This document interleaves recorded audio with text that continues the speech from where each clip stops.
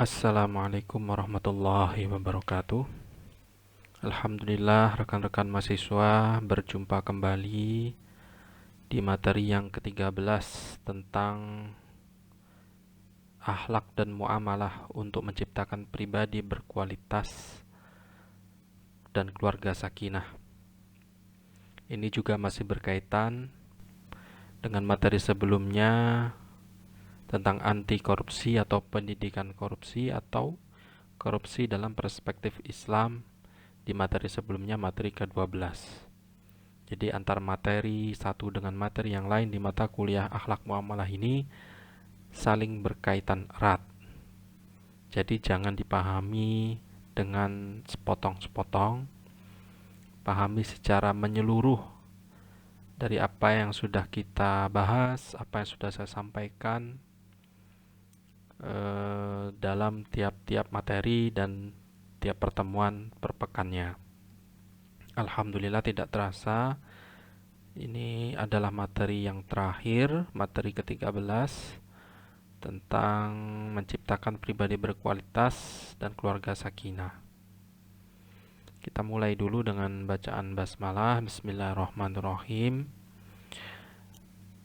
Sebagaimana yang sudah terus saya tekankan dari pengertian mata kuliah kita ini, yaitu akhlak muamalah, saya ingatkan kembali, kita bahas bersama. Akhlak itu berasal dari bahasa Arab jamak, ya, dari bentuk mufradnya itu hulukun. Jadi akhlak itu adalah resapan atau kiasan. Jadi banyak bahasa Indonesia itu yang asal katanya dari bahasa Arab. Ikhlas, akhlak, apalagi banyak ya. Jadi akhlak itu asal katanya atau dari bentuk mufrad bahasa Arab hulukun. Akhlak artinya tabiat atau budi pekerti, kebiasaan atau adat. Ya. Jadi sudah menjadi kebiasaan dalam diri setiap manusia, akhirnya itu menjadi budi pekerti, menjadi tabiat. Oh, tabiat dia jelek sekali, tidak berperasaan, berarti akhlaknya kurang baik, jelek, tidak baik, tidak berperasaan. Sedangkan muamalah itu asal kata dari amala yu'amilu, muamalat yang berarti perlakuan atau tindakan terhadap orang lain, hubungan kepentingan. Intinya, saya ulangi lagi, saya ingatkan kembali, akhlak muamalah itu adalah bagaimana berakhlak, bagaimana akhlak dalam bersosial, bagaimana berakhlak di sosial, bagaimana akhlak dalam bersosial. Itu intinya. Karena manusia sebagai makhluk yang tidak bisa hidup sendiri, makhluk sosial yang butuh dengan orang lain, manusia makhluk yang hidupnya secara berkelompok, ya, itu perlu adanya pengetahuan-pengetahuan sosial yang menjadikan atau di dalam bersosial itu diperlukan akhlak. Oke. Sekarang masuk ke materi definisi kepribadian. Kepribadian berasal dari kata pribadi, yang berarti diri sendiri, ya. Pribadi, ya, diri sendiri. Akhlak pribadi berarti akhlak diri sendiri. Dalam bahasa Inggris itu biasanya digunakan istilah personality. Personality.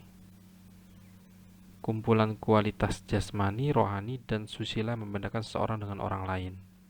Itu kepribadian. Di dalam hadis riwayat Tirmizi nomor hadis 1162, akmalul mu'minin imanan ahsanuhum khuluqan. Orang mukmin yang paling sempurna imannya adalah yang paling baik akhlaknya atau kepribadiannya. Nah, definisi kepribadian secara Islam yaitu ini, akmalul mu'minin imanan ahsanuhum khuluqan. Jadi kepribadian yang baik, akhlak yang baik itu adalah pancaran iman yang baik. Itu ya, di dalam Islam definisi dari kepribadian. Kemudian bagaimana pribadi yang berkualitas dalam berakhlak muamalah dalam perspektif Islam? Yang paling perlu diketahui, poin pertama adalah manusia sebagai makhluk yang dimuliakan. Jadi manusia itu adalah makhluk ciptaan Allah yang amat sangat mulia, kedudukannya paling tinggi. Lebih mulia dari jin, lebih mulia dari setan, lebih mulia dari binatang. Tuh, ini penegasannya di dalam Quran surat Al-Isra ayat 70 dan Al-Hajj ayat 65. Bisa dibuka, lihat di Androidnya, ya. Dipahami, tidak hanya dibaca Al-Quran itu. Maca Quran sak maknane ya, tombo hati ya. Tombo hati ono 5 perkarane, maca Quran sak maknane, wong kang soleh kumpulono. Itu juga perlu diresapi ya. Poin yang kedua, manusia harus berupaya menyucikan diri agar terangkat dalam keutamaan. Jadi untuk menjadi pribadi yang berkualitas, poin pertama adalah pahami dulu bahwa kita ini adalah makhluk yang paling mulia dari semua ciptaan Allah, dari semua makhluk ciptaan Allah. Kita ini adalah makhluk yang paling mulia. Yang kedua,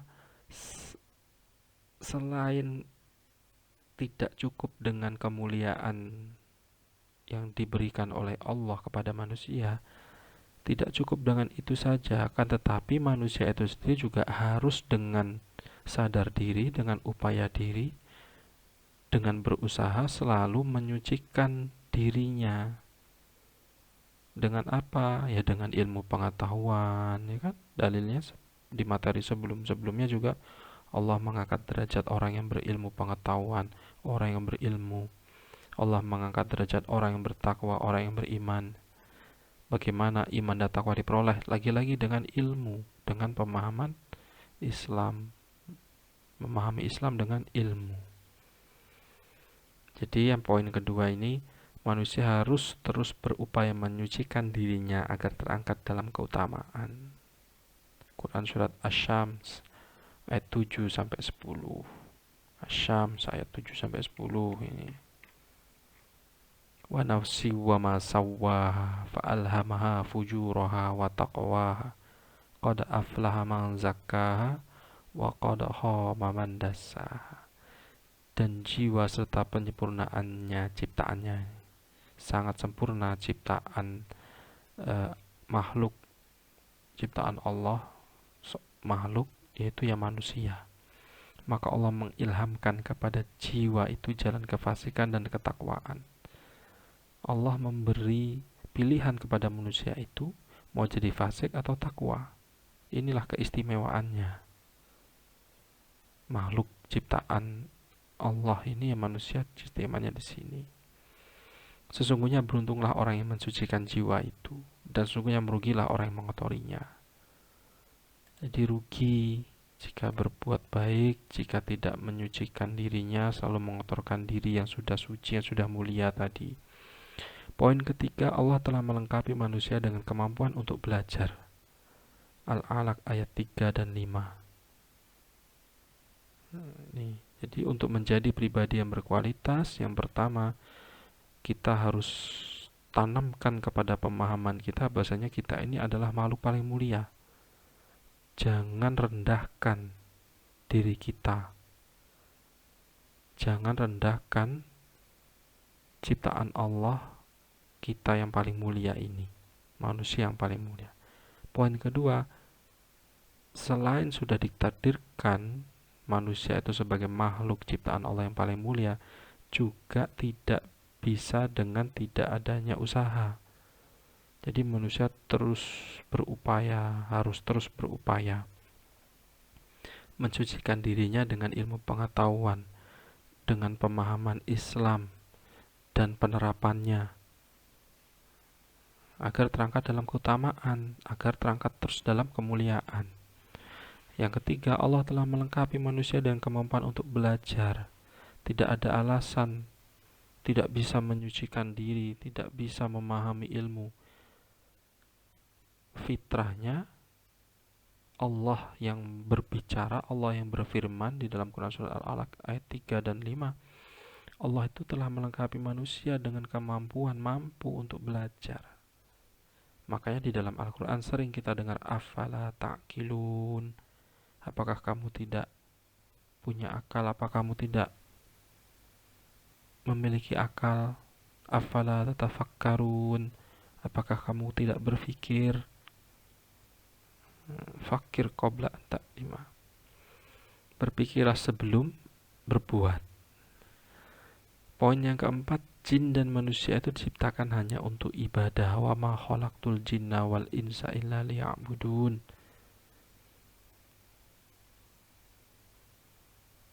Pertama, manusia itu makhluk yang mulia, jadi sudah kualitas ya. Jadi manusia itu adalah makhluk yang paling kualitas ciptaan Allah. Ini untuk menjadi pribadi yang kualitas ya. Yang kedua, untuk selalu mendapat predikat kualitas itu, maka harus terus belajar, mensucikan diri, mensucikan jiwanya dengan terus belajar, dengan terus berbuat baik. Yang ketiga, tidak ada alasan untuk tidak belajar. Yang keempat, segala sesuatunya selama masih hidup di bumi ini, di buminya Allah ini, di dunia ini, semua diorientasikan untuk ibadah. Kuliah menuntut ilmu, belajar untuk ibadah. Orang tuanya memerintahkan, menyuruh kuliah yang dekat saja, yang dekat rumah aja. Manut kepada orang tua juga dalam bentuk ibadah, juga masuk dalam kategori ibadah.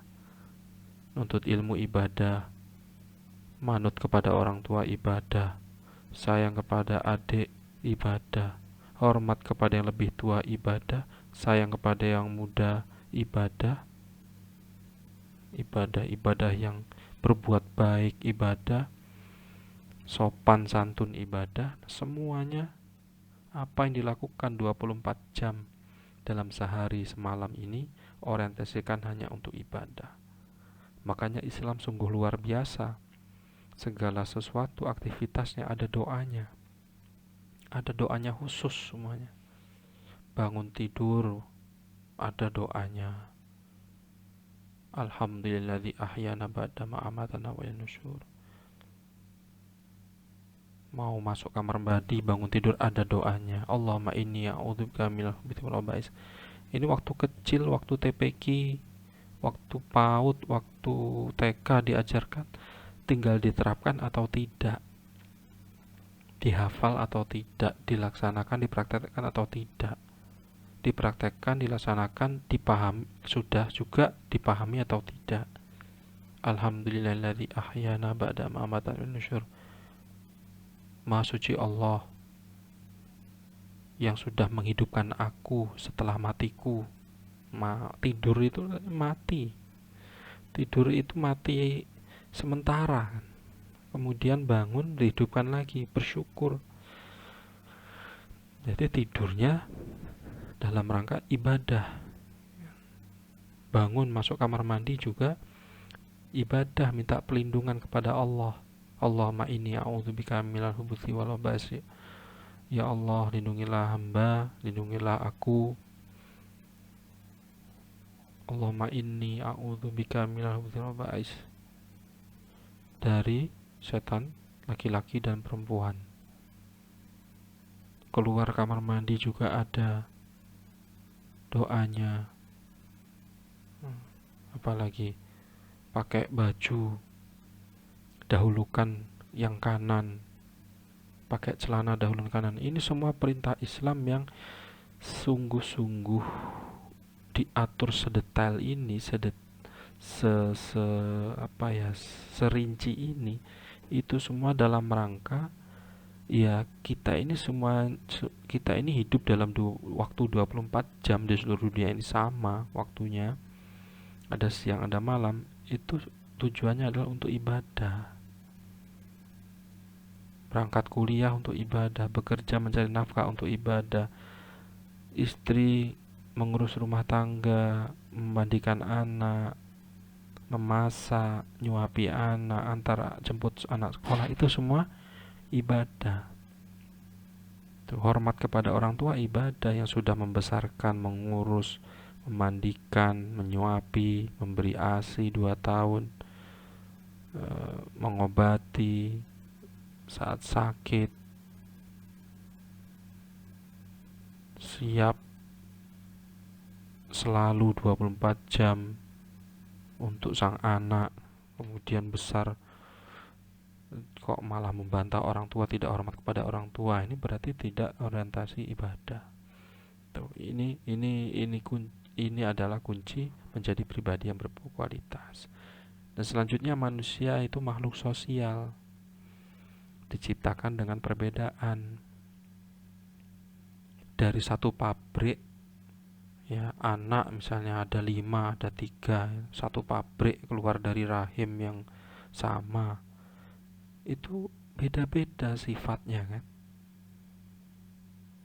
Apalagi emosionalnya juga beda-beda, keinginannya juga beda-beda ya, karena lagi-lagi ini firman Allah, ini kata Allah di dalam Quran surat Al-Hujurat ayat 13, manusia itu makhluk sosial, tidak bisa disamakan semuanya. Yang kembar identik saja itu berbeda, sifatnya beda ya. Karena memang manusia itu diciptakan dengan perbedaan. Lalu bagaimana agar pribadi yang beda itu pribadinya tetap berkualitas? Lagi-lagi kembali kepada poin pertama tadi, sampai yang kelima. Nah, kesimpulannya, manusia berkualitas itu meliputi kepribadian yang utuh, integrated personality, kepribadian yang sehat jasmani, rohani, sehat akal, pikiran. Kepribadian yang utuh itu ya harus ya menyeluruh, ya sehat, ya cerdas, ya jujur, semua hal-hal yang positif itu adalah kepribadian yang utuh. Sehat jasmani, rohani, al-aql salim fil jismi salim, akal yang sehat terletak pada badan yang sehat juga. Kepribadian yang normal personality, norma dalam artian pada umumnya kepada hal yang baik-baik. Dan kepribadian yang produktif personality. Produktif di sini apa maknanya? Mangkana yaumu khairan min amsi fahuwa rabih. Barang siapa yang hari ini lebih baik daripada hari kemarin, maka dia beruntung. Wa mangkana yaumuhu mithlu amsi fahuwa maghbun. Dan barang siapa hari ini sama saja seperti hari kemarin, maka dia rugi. Wa mangkana yaumu syarran min amsihi fahuwa mal'un. Barang siapa hari ini tidak lebih baik daripada hari kemarin, atau lebih jelek daripada hari kemarin, maka dia orang yang celaka. Nah, ini dalam artian di sini kepribadian produktif itu ya selalu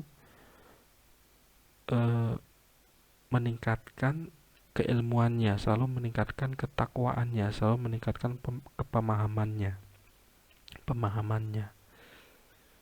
Kalau saya selalu menyampaikan kepada rekan-rekan mahasiswa itu harus dimulai dari diri sendiri, ibda binafsik.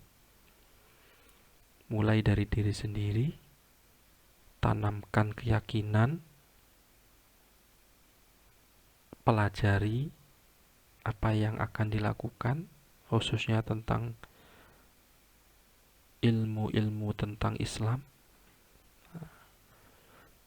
Misal tahun ini umur 20, saya sudah melaksanakan istiqomah ibadah apa saja. Oh, sudah istiqomah sholat sunnah rawatib, sholat sunnah qobliyah ba'diyah. Maka tahun depan di umur saya 21, saya harus lebih baik sholat 5 waktu di masjid,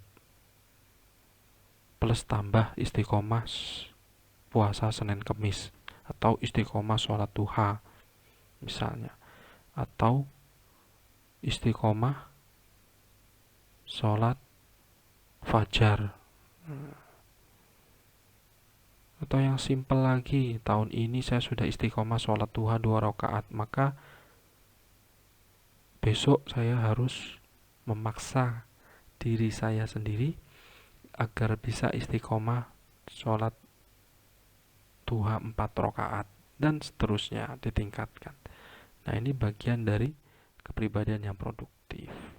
Juga di dalam Al-Quran, Quran surat Al-Hasr, surah ke-59 ayat 18 juga ditegaskan, wal tandur nafsum ma qaddamat lighad, dan hendaklah setiap diri itu memperhatikan apa yang telah diperbuatnya untuk hari esok.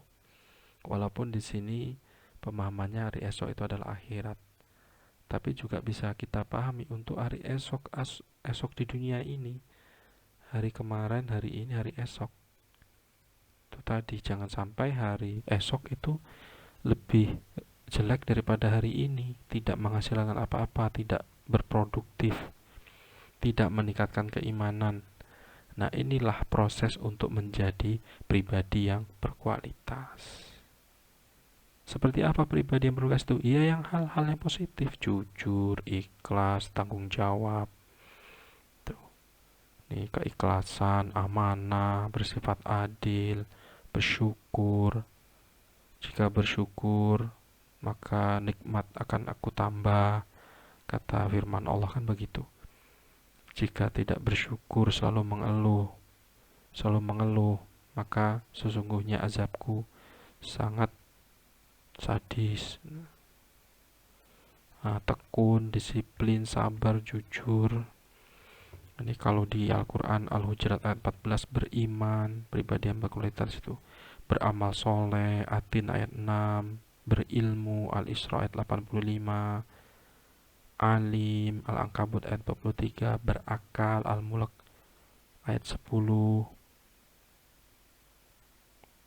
bertanggung jawab sebagai pemimpin untuk diri sendiri, sebagai pemimpin untuk kepala keluarga, sebagai pemimpin untuk anak-anaknya, sebagai pemimpin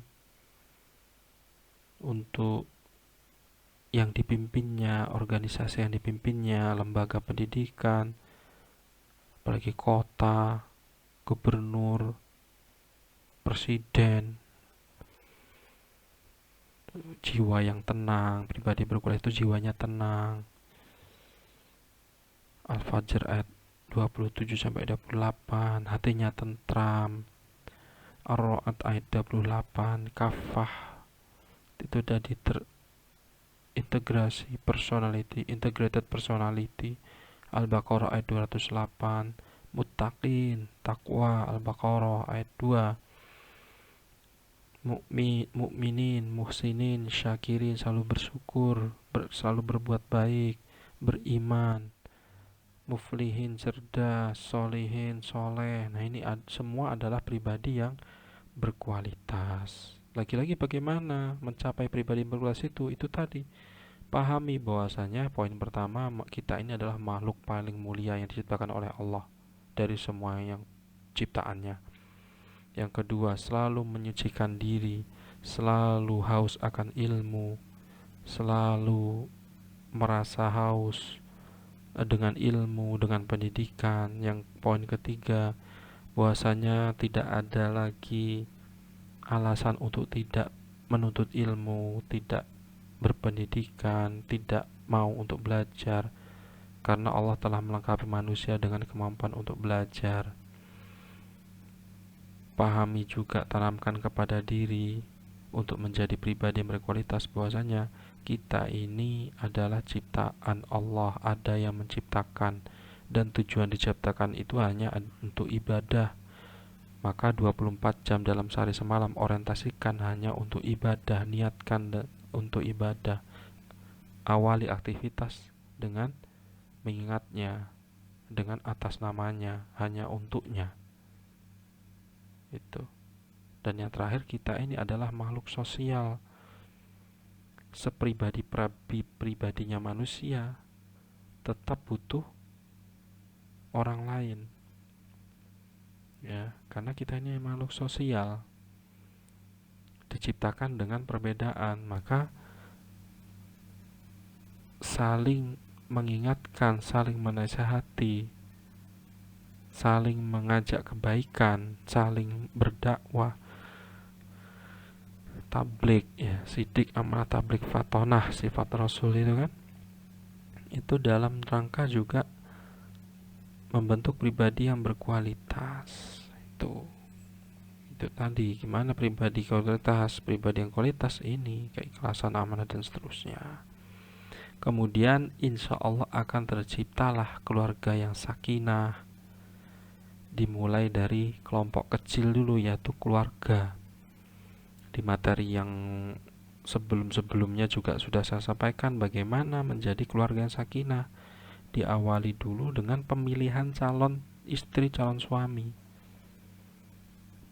ya kan, nasabnya, hartanya, parasnya, agamanya. Walaupun agamanya ini adalah yang keempat, tapi ini adalah yang paling utama.